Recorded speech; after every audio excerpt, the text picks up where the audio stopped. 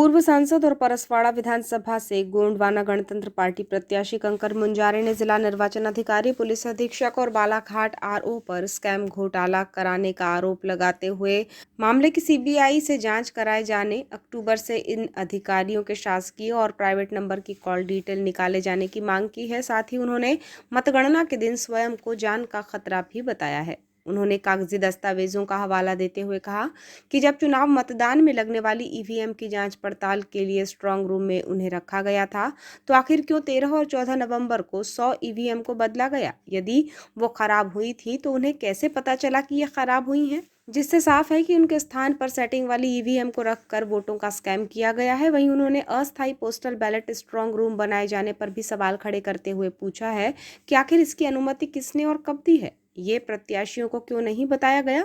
उन्होंने कहा कि राजनीतिक जीवन काल में कई चुनाव लड़े, लेकिन कभी सॉर्टिंग प्रक्रिया नहीं देखी और केवल वो बालाघाट विधानसभा में ही क्यों की जा रही थी, जबकि मतों का विधानसभावार जमाया जाना भी मतगणना के दिन ही होता है, जो इस बार केवल बालाघाट विधानसभा में ही क्यों किया जा रहा है, जिससे साफ है कि जनता के मतों की हेराफेरी की गई है, जिसे जनता कभी बर्दाश्त नहीं करेगी। उन्होंने कहा कि वो इस मामले को लेकर हाईकोर्ट और चुनाव आयोग के पास जाएंगे। वहीं उन्होंने आशंका जाहिर की है कि मतगणना के दिन उनकी हत्या की जा सकती है, लेकिन लोकतंत्र को बचाने में वे पीछे नहीं हटेंगे।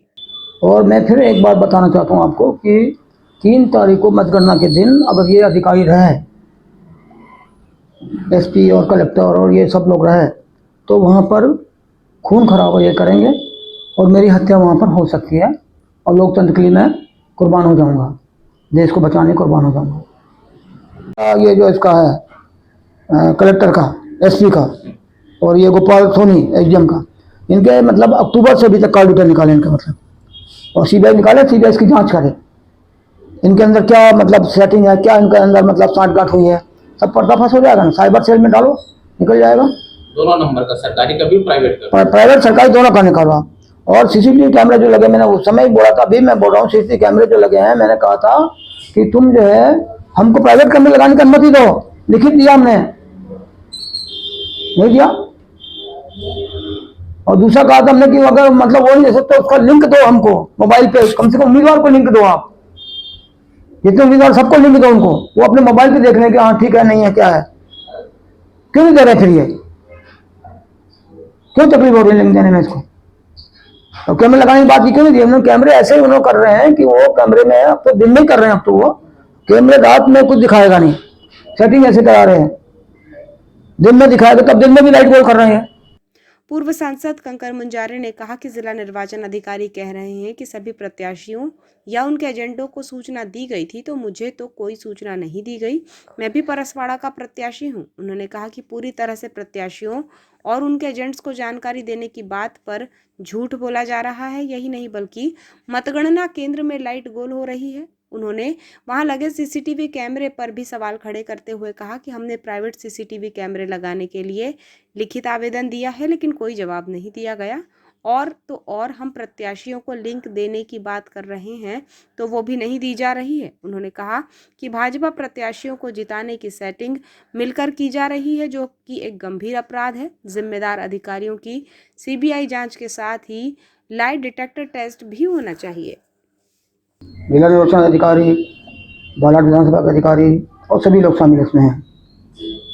अभी ये 13-14 तारीख को, नवंबर 13-14 को लगभग उन्होंने 100 ईवीएम मशीन को बदला है स्ट्रांग रूम खोल के, और बोला गया है कि ये खराब हो गई।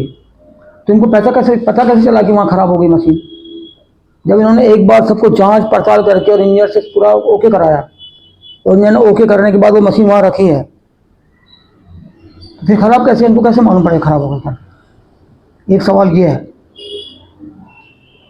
तो इन्होंने ये मशीनों को निकाल करके और वहाँ पे धांधली की है, गड़बड़ी कोई मशीनों में वोट डाल डूल के उन्होंने कुछ भी सेटिंग किया वहाँ पे।